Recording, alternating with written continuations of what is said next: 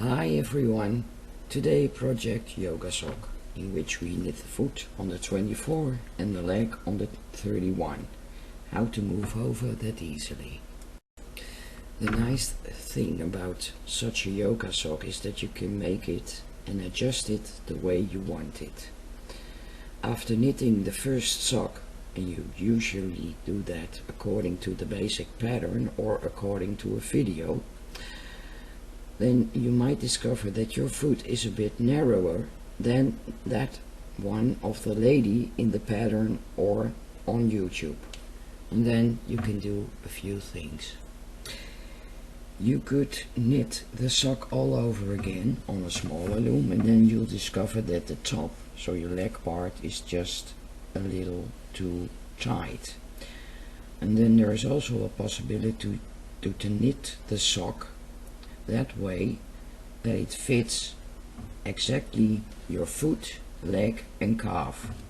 You can also play a bit with the gauge of the stitches.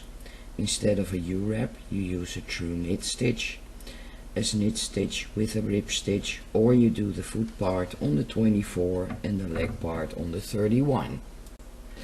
I have knitted the foot part on the 24 packs loom with its sock. You can knit the leg part on the 31, because that's also possible, especially because you like it to be a bit wider and slouchy. So you adjust the foot to your foot and then make a wider upper part on a larger loom. By the way, I've knitted this sock this way so that the part of the upper foot is in rib stitch and the part of the lower foot is in a knit stitch instead of completely in rib stitch like the others. Sometimes the rib stitch doesn't feel very nice and comfortable, and then you can turn to this stitch as well. As you can see, I've knitted a number of rows in rib stitch at the beginning and at the end of the foot part, and that's just to prevent it from curling. Otherwise you have such a bump under your foot here, and of course you don't want that either. It is important, if you are going to move the stitches to the other loom, that you take into account the wrong side and the right side of your fabric. After all, you want to let the stitch pattern continue properly, otherwise you'll get a knit one where there should be a purl one. Usually I put just a piece of scrap yarn on the inside, the side I'm looking at when the project is on the loom.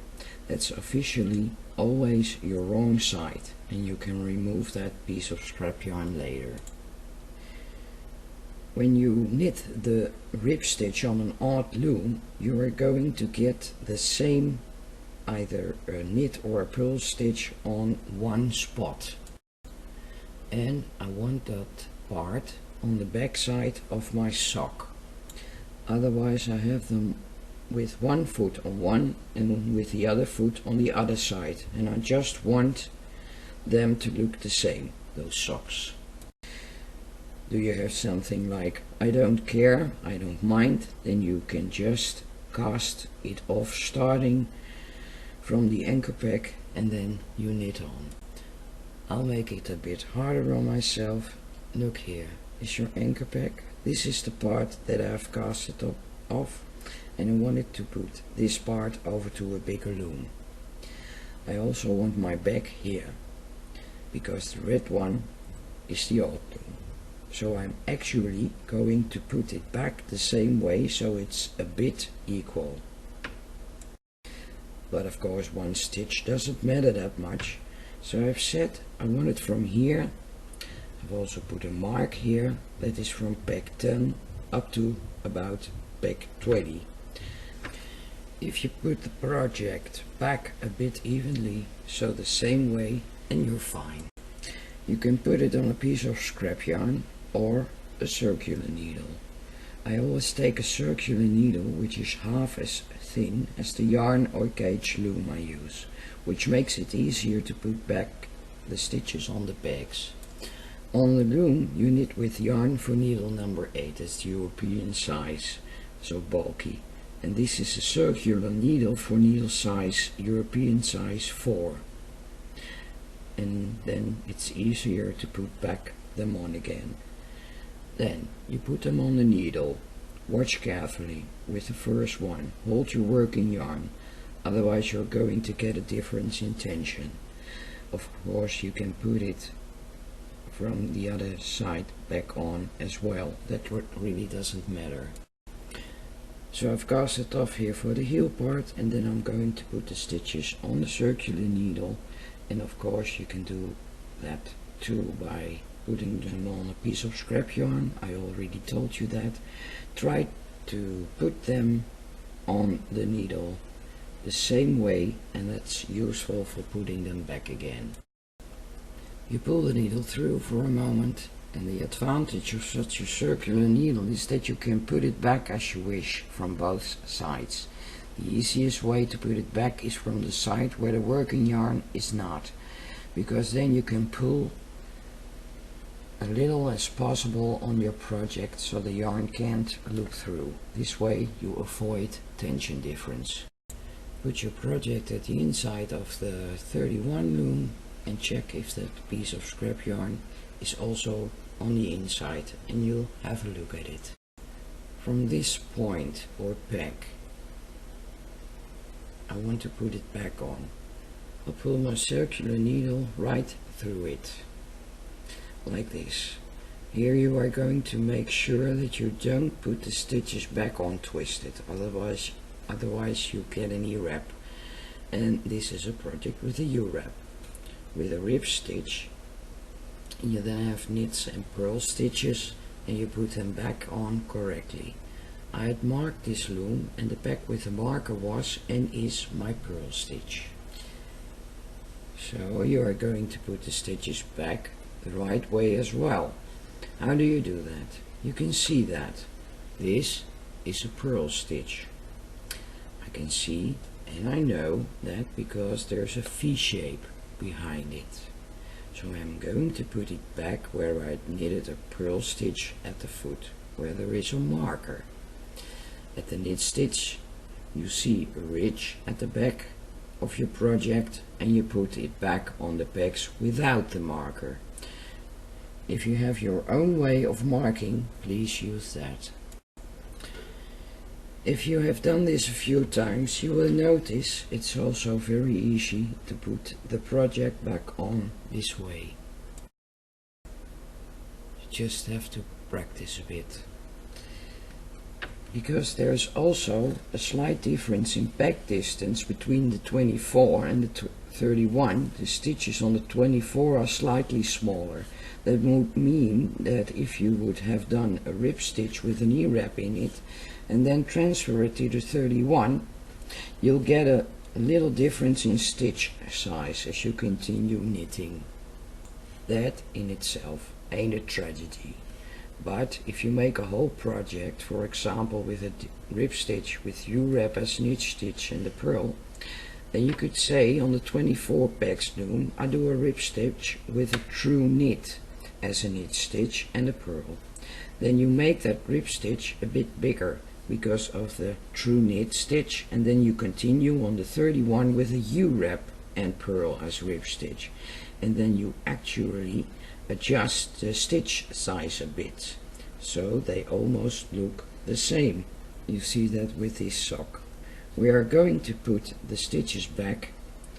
You've put them on the needle in the same fashion if all goes well, and once you've had a look at your stitch, okay, is the stitch twisted? No, it's not twisted. Then you put them back on again in a certain way.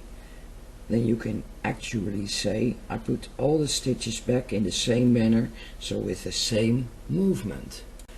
Don't pull too hard at the stitches. Look, if you already loop or pull it past the peg, then you can actually put it back on in the same way. You can also use your hook if you have that in the neighborhood, and then pay attention again if the stitch ain't twisted, and then you put it on like this, if that is easier for you. Pay attention that you put both strands back if you have knitted a project with more than one strand. That won't be easy all the time.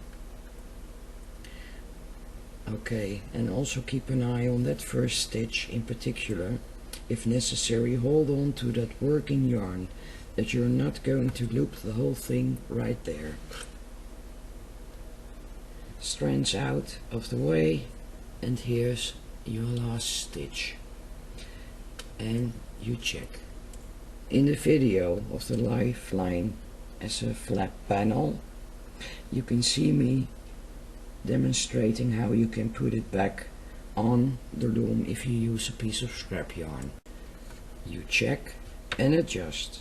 You continue knitting in the same direction, and then you can also have that if the project is smaller or comes off a smaller loom, then you will also notice that it's a bit more difficult to put it back. There's more stretch and tension on the project. Suppose you have pulled too hard at the stitches, so you see too much tension difference, then you could knit back one row or knit backwards on the loom, and then you knit that row again. Of course, you can also say foot part on the 31 and I'll move it to my 36, and there too you'll see it's a bit evenly spaced.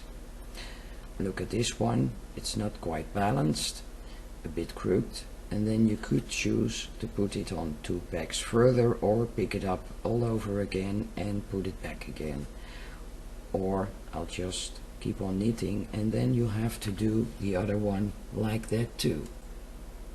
If necessary, you do it like this, and if you think it's fairly in the middle, you continue knitting. So we just had cast it off. Oh, there's a strand underneath. I don't want it over there, so I'll take it away.